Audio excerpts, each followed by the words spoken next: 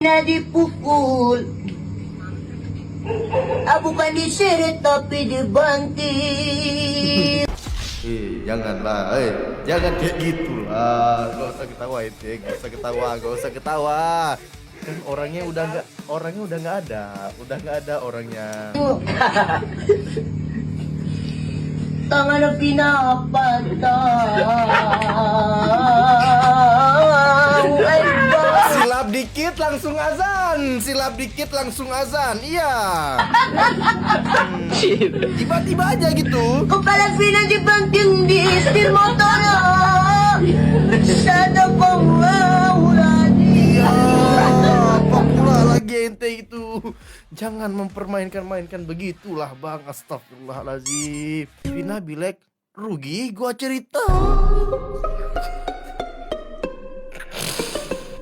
Seharusnya hal-hal seperti ini tidak patut untuk dijadikan jokes seperti itu. Janganlah. Ya Allah, biarkan orangnya tenang di alam sana. Bentar lagi klarifikasi nih. Kalau sudah diklarifikasi, boleh kali ngetekin aneh lagi ya.